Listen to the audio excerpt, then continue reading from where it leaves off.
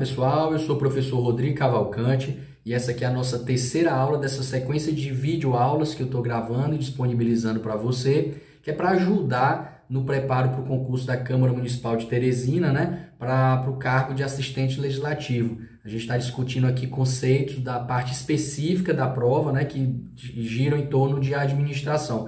Como eu já disse nos vídeos anteriores, o meu intuito aqui é dar a vocês alguns resumos, alguns bizus, mas de qualquer forma são coordenadas iniciais para você que está começando o seu estudo e que é apenas alguns conceitos básicos para partir para o aprofundamento do conteúdo e para as questões, ou para você que já estudou, já está experiente em questões, mas quer apenas fazer alguma revisão de alguns conceitos para a prova, que já é daqui a poucos dias. Ok? Então hoje a gente vai falar aqui de comportamento organizacional, liderança e poder, comunicação organizacional e conflitos, resolução de conflitos. Para começar, a gente vai falar logo sobre comportamento organizacional.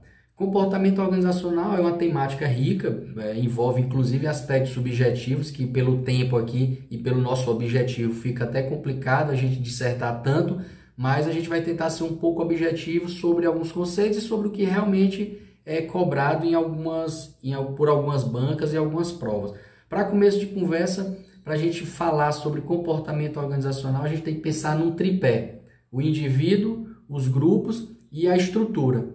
O indivíduo porque quando a gente parte para esse estudo do comportamento organizacional, a gente vai pensar em peculiaridades, em personalidade, em hábitos, em comportamento, em capacidades individuais, em nível intelectual. Então, compreender o indivíduo enquanto um ser importante dentro da organização, dentro da estrutura, é uma das facetas do estudo do comportamento organizacional.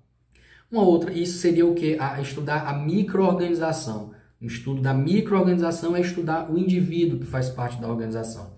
A outra faceta é estudar os grupos que compõem a organização, as relações que existem nesse grupo, as relações inclusive de poder, de autoridade, relações interpessoais que envolvem grupos diferentes das organizações.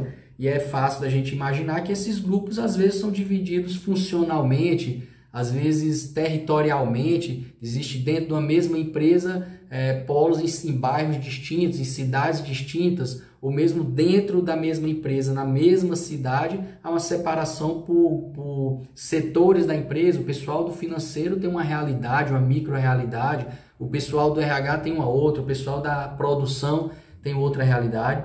Então, a micro-organização, a gente pode imaginar que esse estudo micro-organizacional é o indivíduo. O meso-organizacional seriam os grupos e suas relações.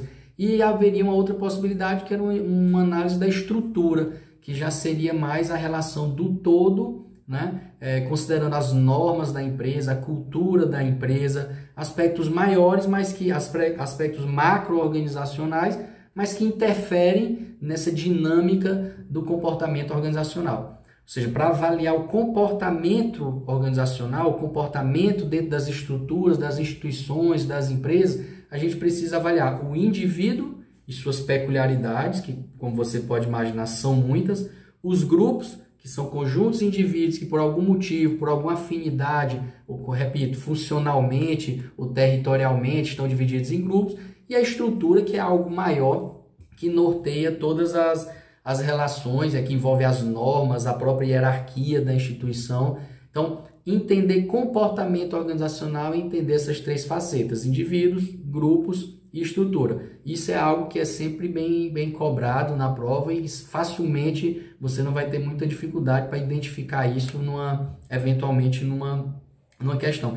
E por que estudar o comportamento organizacional? Isso é bem também, se cair numa prova, ninguém teria tanta dificuldade de resolver, porque pressupõe-se que entendendo o comportamento organizacional, a gente tem maiores chances de entender a dinâmica de funcionamento da empresa, desde as relações interpessoais, sobre a forma adequada de melhorar o desempenho, de estimular individualmente um colaborador, ou de estimular uma melhor relação entre setores da empresa e grupos, a melhor forma de fazer ser respeitado o estatuto da empresa, as regras da empresa, uma forma de se consolidar a cultura organizacional, compreender o comportamento organizacional É isso. Para você ter uma ideia, no ponto de vista micro-organizacional, quando você avalia o indivíduo, já existem muitas empresas que utilizam, por exemplo, de ferramentas de testes de personalidade para entender melhor a cabeça do indivíduo e saber em que setor da empresa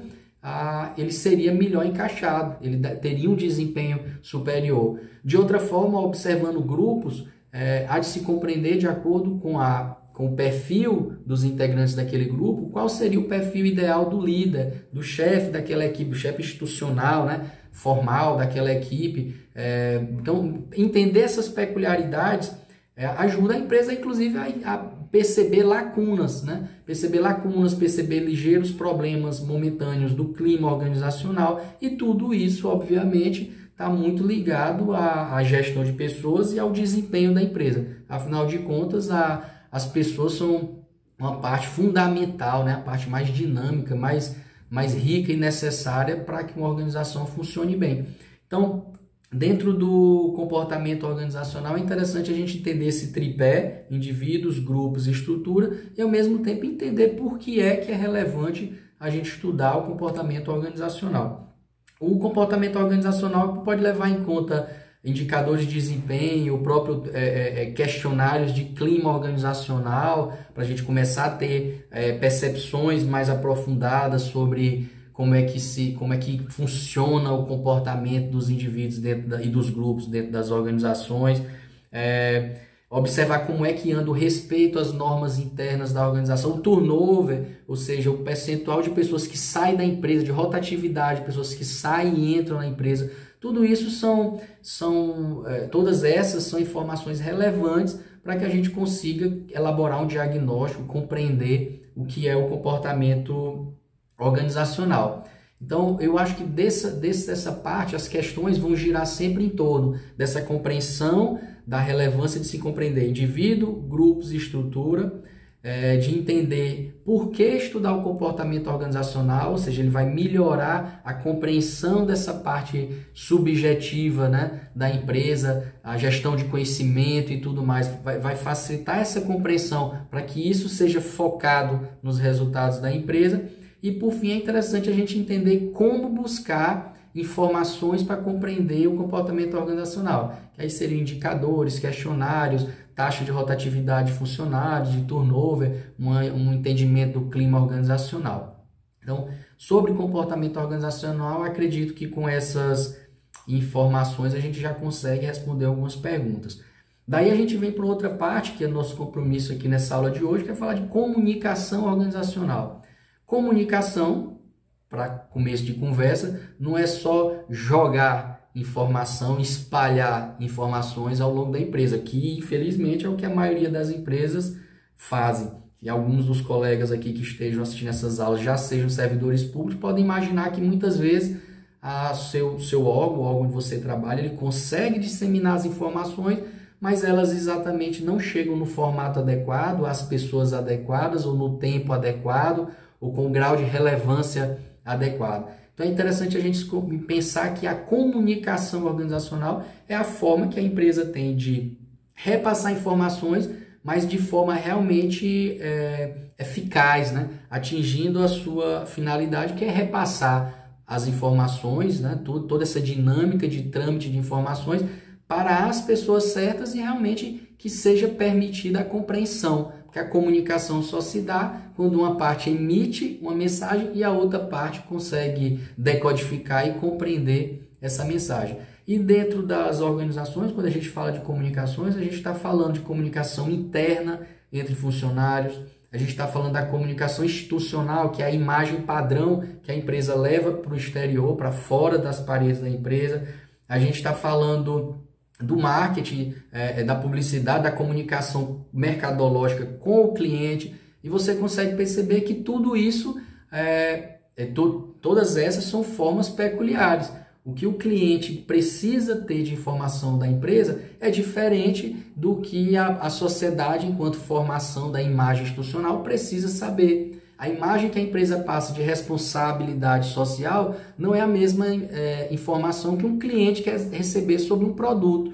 Não é a mesma informação. Dentro da empresa a gente também tem várias peculiaridades. a informação que chega, por exemplo, ao setor financeiro não interessa exatamente com a mesma clareza a informação que vai chegar lá no setor de gestão de pessoas. Então, eu percebo que esse fluxo de informações, o tipo de informação, a qualidade, o tempo que ela deve ser disponibilizada e a quem, isso faz toda a diferença. Daí a necessidade da gente precisar se comunicar dentro das organizações, de se preocupar com a comunicação organizacional. É evidente que existem muitas formas de comunicação organizacional, mas para fins didáticos, ou seja, para a gente partir para essas etapas de concurso, para essas provas, eu acho interessante a gente pensar pelo menos em 4 formas. A comunicação institucional, que seria essa que forma a imagem da empresa, que passa, é a de relações públicas, é aquela informação mais jornalística, é a construção da imagem da empresa para a sociedade, para o mercado como um todo, né? Existe uma outra forma de comunicação que é a mercadológica, que essa é a que vai estar mais preocupada mesmo em conhecer detalhes do mercado, detalhes da necessidade do consumidor, da linguagem que é acessível ao consumidor daquele determinado produto ou serviço. Então essa é uma preocupação da comunicação mercadológica. Nós temos a preocupação da comunicação interna, que é que pode ser comunicação formal ou informal. Ambas precisam fazer parte da preocupação dos gestores da empresa, que é a forma como as informações fluem dentro da empresa. Essa constatação é crucial para a construção da estrutura ideal da empresa e para a tomada de decisões, definição de estratégias, formação de equipes.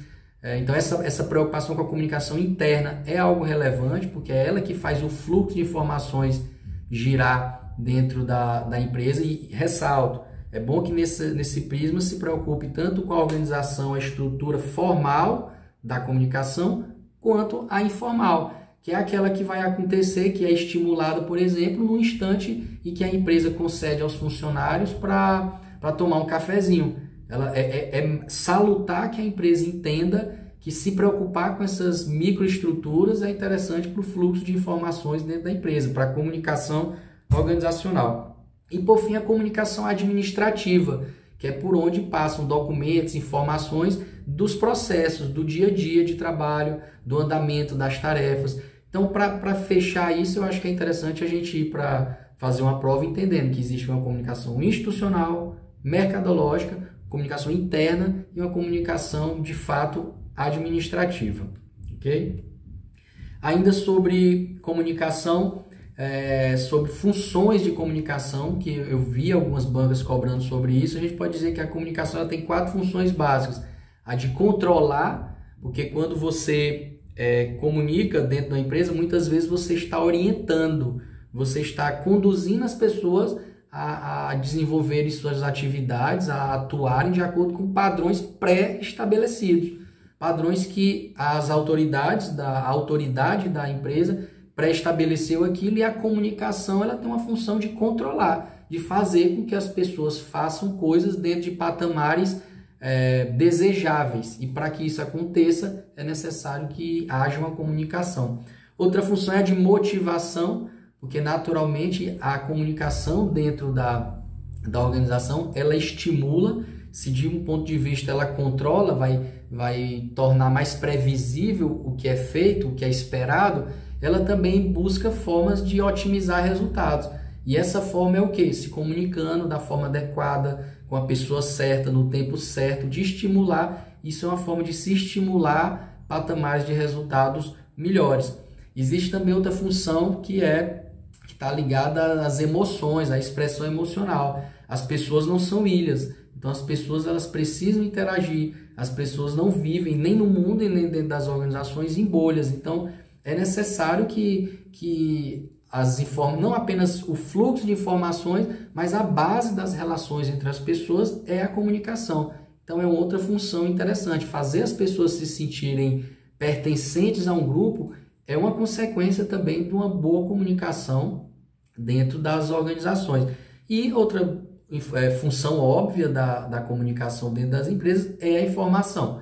A boa comunicação dentro das empresas é a que vai fazer com que as informações sejam fluam da maneira correta, né? E sejam realmente eficazes como forma de ajudar nas tomadas de decisão, ok? E eu vou colocar aqui um gráficozinho, um esboço para vocês, só para ficar mais claro, porque eu acho interessante a gente compreender. Eu já vi também isso ser cobrado em alguns lugares, que diz mais respeito sobre o ciclo da comunicação. Você imaginar que existe um emissor, que existe uma mensagem sendo emitida, que ela é codificada, que ela é decodificada pelo receptor, dizer que há canal de comunicação, quais são os canais possíveis, compreender. Outra coisa interessante dentro dessa questão de compreensão do ciclo da comunicação é a gente entender, por exemplo, a existência natural de ruídos. Então, seria uma busca da boa comunicação, de quem quer praticar a boa comunicação, evitar a quantidade de ruídos, ou seja, uma comunicação organizacional, ela não deve ou não deveria deixar margem para compreensões diversas. Você imagina uma empresa que comunica algo a seus clientes e deixa os clientes em dúvida. Então, a existência de ruídos deve ser, de certa forma, combatida. Outro ponto importante dentro do ciclo de comunicação são os feedbacks, que sempre devem ser estimulados dentro da organização, né? Interessante que toda comunicação receba uma resposta, uma retroalimentação que seja ou garantindo o recebimento, que seja informando sobre o grau de satisfação com aquela mensagem recebida. Então é interessante nesse ciclo de comunicação a gente pensar e compreender os significados de ruído e de feedback também. Ok?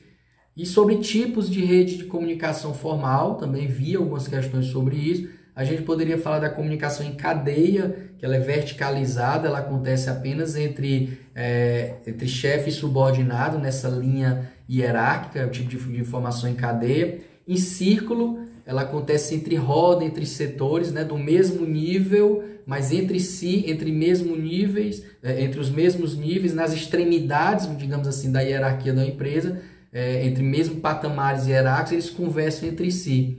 Existe a comunicação em roda, que você imagina aquela roda de carro em círculo, mas com os raios, né? Então há uma comunicação entre o centro, que seria entre a autoridade, e as partes. A comunicação ela acontece nesse sentido dos raios, e a comunicação de todos os canais, onde todo mundo conversa com todo mundo. Então existem formas de comunicação, onde ela é apenas verticalizada, entre chefe e subordinado, entre mesmo nível, entre chefes e subordinados de setores variados e em todos os canais. Se em algum momento você for questionado se uma é melhor que a outra, fuja dessa pegadinha. Inclusive, fica essa dica, porque eu acho que na maioria das vezes, quando há essa afirmação absoluta numa prova de concurso, ela é a alternativa errada. Na verdade, é evidente, é bem intuitivo a gente imaginar que o tipo de comunicação vai depender muito da circunstância, do setor de atividade, do grau de instrução das pessoas envolvidas, né, do nível de hierarquização, de verticalização ou de horizontalização de uma empresa. Então, existem muitas formas de se compreender o que seria a forma da comunicação, a forma de utilização do canal ideal de comunicação. Bom, eu queria agora falar um pouco com vocês sobre liderança. Na verdade, como administrador por vocação e por formação, eu diria que é muito pouco a gente fala esse tempo aqui para a gente falar de liderança. A gente tem que ter essa maturidade de saber que num vídeo tão curto eu não vou conseguir falar aqui muita coisa sobre liderança, que existe uma literatura vasta sobre teorias, sobre formas, sobre circunstâncias e métodos adequados de se praticar a liderança. Eu repito, o que eu estou fazendo aqui é um treino rápido, é uma revisão simples ou uma conceituação simples para quem ainda vai começar a estudar. Sobre liderança, eu acho interessante a gente falar, para a compreensão de todos, assim, sobre teorias. Algo que, inclusive, eu já vi também questões que é falando 3 tipos clássicos de teorias que abordam sobre liderança. A gente pode falar das teorias baseadas em traços, ou seja, são teorias que acreditam que líderes são natos, e líderes nascem líderes, ele tem um perfil próprio, peculiar, que os faz líder. Não é algo que é exatamente aprendido ao longo da vida. E essas teorias entendem que cabe às organizações identificar essas pessoas com esses perfis e levá-los a liderar suas equipes, já que o perfil ele já tem aquilo no DNA. Então, interessante, eu já vi questões abordadas sobre isso. São teorias que abordam traços, baseadas em traços. Outras são teorias comportamentais ou de estilos de liderança, que acredita sim que as empresas podem desenvolver líderes, podem desenvolver lideranças de acordo com a sua necessidade. Ou seja, ela desenvolve um líder, forma esse líder de acordo com o seu interesse, com a sua necessidade, com as peculiaridades próprias, com o tempero próprio, de acordo com a sua necessidade dentro da empresa. Se é um líder mais duro, um líder mais carismático, mais popular ou mais autoritário. Então, essas teorias abordam, versam um pouco sobre isso. E existem as teorias das escolas contingenciais ou situacionais, que acham que não são os líderes que formulam, que montam as estruturas em que vão trabalhar. São as circunstâncias que demandam por determinados perfis de líderes. Dependendo da situação, a gente vai procurar dentro da equipe o líder mais apropriado. Se a situação, se a circunstância demanda um líder mais autoritário, um líder mais carismático. Então, basicamente, sobre teorias, eu acho interessante a gente ir para a prova ou partir para os estudos e para os treinos com esse pensamento. Existem teorias baseadas em traços, teorias baseadas em comportamentos, em estilos e teorias que avaliam contingências e situações, né? Isso aqui, como eu digo, não vale a pena em vídeo tão curto a gente detalhar todas essas teorias ou estilos, mas eu acho bem interessante na cabeça, porque a gente basicamente as questões sempre versam um pouco sobre associar um estilo apropriado de líder para uma determinada circunstância ou para um determinado perfil de equipe, de colaboradores. Então é sempre a gente imaginar assim, existem os líderes autoritários, né? Ou autocráticos, aqueles que puxam para si, sou eu que mando, sou eu que determino, aqui eu não escuto muito, eu tomo a decisão, eu que formulo as estratégias e vocês obedecem, é muito a esse estilo, né? É evidente que não vamos aqui, sempre nós estamos lidando com profissionais, com pessoas maduras, lidando com outras pessoas maduras. Eu não estou falando aqui de uma pessoa exatamente ignorante ou mal educada, eu estou falando de uma pessoa firme, de uma pessoa dura. Para resolver essas questões é até interessante você pensar sobre isso. Existe um líder autoritário, autocrático, firme, duro, que realmente escuta pouco, decide só, toma a frente mesmo, pune. É um perfil. Eu não estou falando aqui do indivíduo que é mal educado, que é grosseiro e que vai responder por um processo de assédio. Isso é outra história. Inclusive, tenham muito isso em mente quando estiverem respondendo questões sobre líderes autoritários com esse perfil. Outro perfil bem caricato, vamos dizer assim, nessas questões, nessas provas, é o líder democrático, que ele pode ser consultivo, ele pode ser participativo, mas é aquele que escuta, é aquele que normalmente você vai ver nos enunciados das questões que ele é benquisto, as pessoas gostam dele, ele escuta, ele dá exemplo, ele ensina, é esse perfil mais democrático, mas tem essa diferença peculiar. Existe o que consulta, mas é ele próprio que toma as decisões. Existe o que realmente torna as decisões participativas. Então é interessante ficar atento sobre essa diferença. E o outro estilo seria o liberal, que é aquele mesmo que ele próprio não reconhece exatamente uma autoridade legitimada, ele está ali como uma pessoa que pode realmente direcionar esforços, digamos assim, é um coach, é um cara que vai direcionar esforços, direcionar equipes, mas ele não assume, ou a própria estrutura da empresa não dá a ele aquela legitimidade e autoridade para tomar martelo, para assinar a decisão. Realmente ele lidera, mas sem necessariamente precisar apresentar nenhum traço de poder. Mas exatamente, da mesma forma como eu falei sobre o autoritário, não confunda isso com a pessoa sem pulso ou sem liderança, ou sem legitimidade. É apenas um estilo de liderança sobre uma estrutura madura, onde as pessoas realmente não necessitam de maior rigidez, de maior pulso do líder. Então sempre até pensem nisso. Quanto mais madura for uma equipe, em termos de experiência ou de capacidade intelectual, menos necessária vai ser a firmeza. Entendeu? Até para clarear na cabeça de muitos que nunca vivenciaram isso ou estudaram a respeito, imagine uma sala de aula.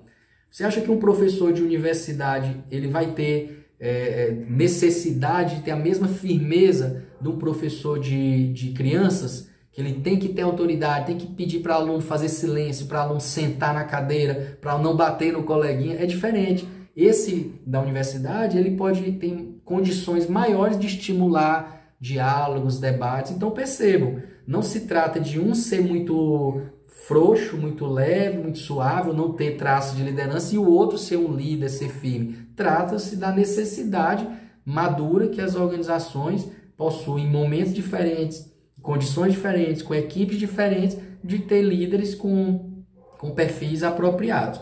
Então, para fechar essa parte de liderança, eu recomendo sempre que vocês tenham em mente essa diferença entre o chefão, o xerifão, o cara que está passível até de sofrer um processo de assédio, e o líder, que pode ser um cara com perfil realmente autoritário, mais duro, um democrata, um cara que participa ou consulta as pessoas, ou realmente uma liderança liberal. Então essa divisão é bem interessante.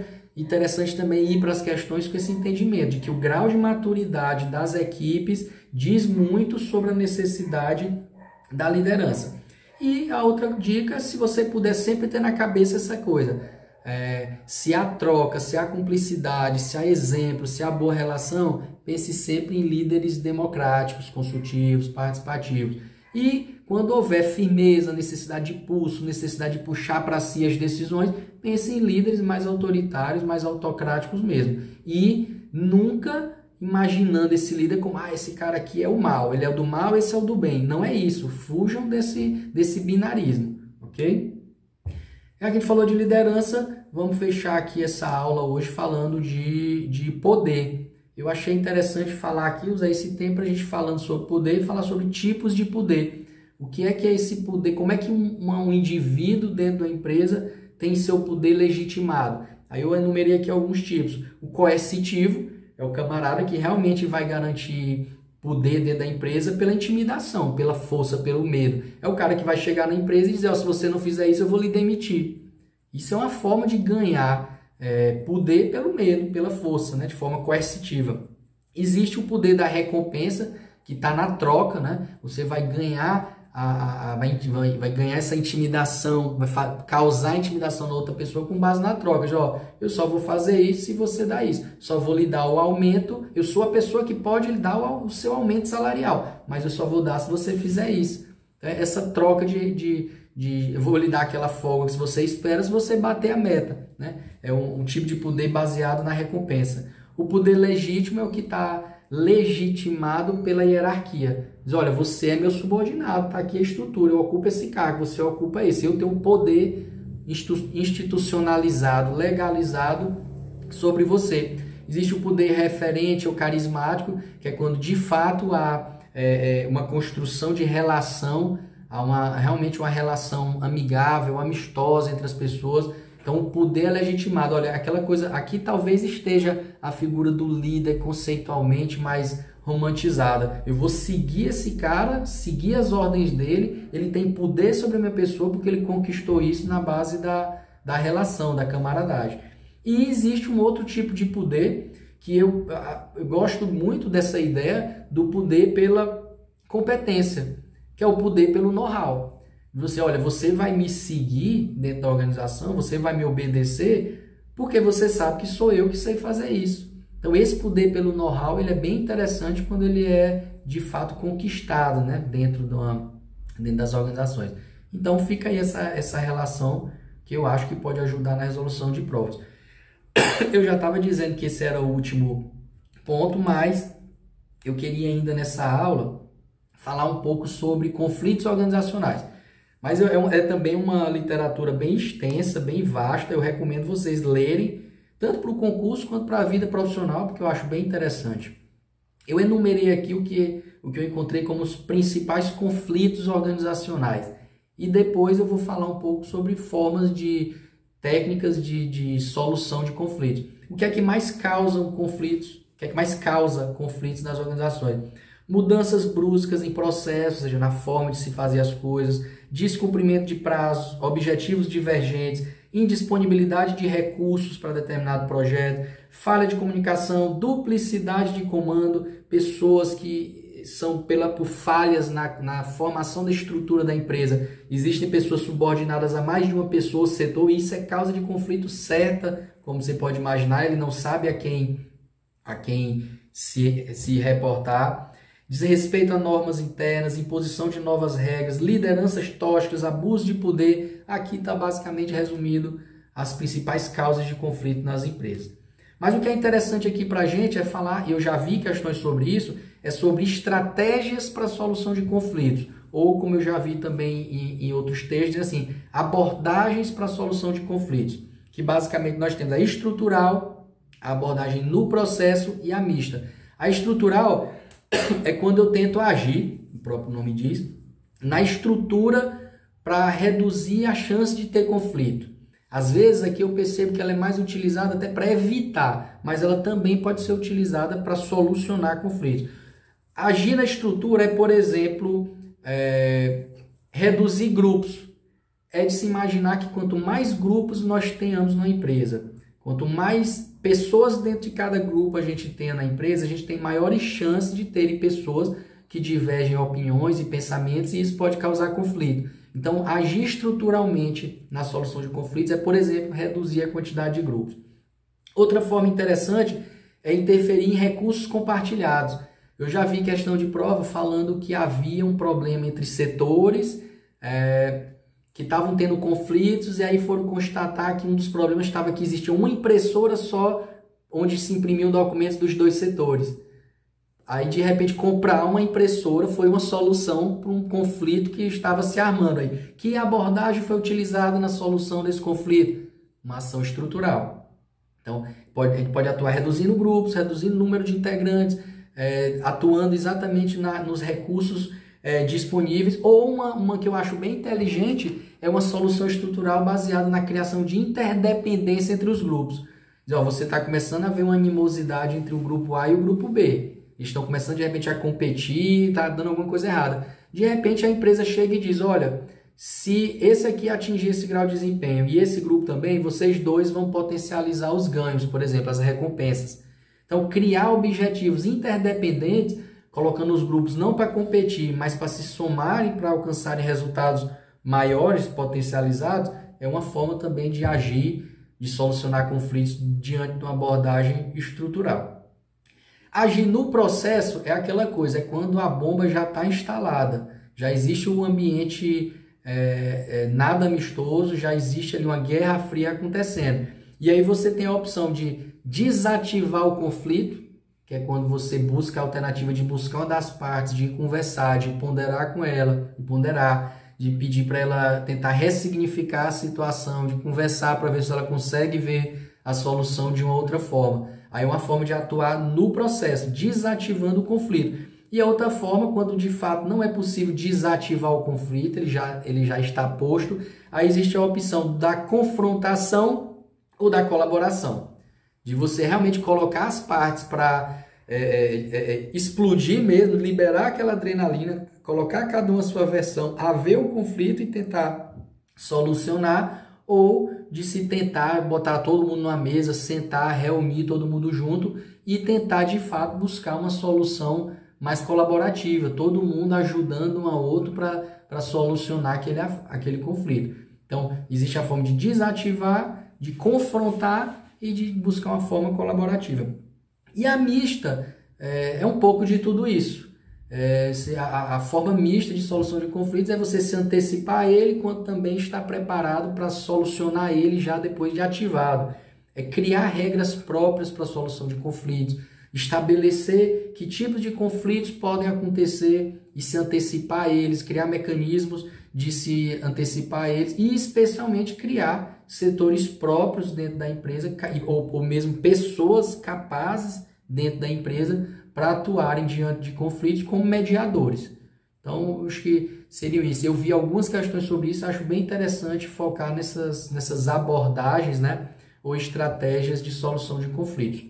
Então, pessoal, Aqui eu termino essa nossa terceira aula. No próximo vídeo a gente vai falar sobre ética, sobre relações de trabalho, responsabilidade social e assédio. Então quem estiver gostando dos vídeos pode compartilhar, sugerir os amigos que também curtam o canal. E agora aqui depois da minha fala vão ficar disponíveis todos os slides de hoje, ok? Muito obrigado.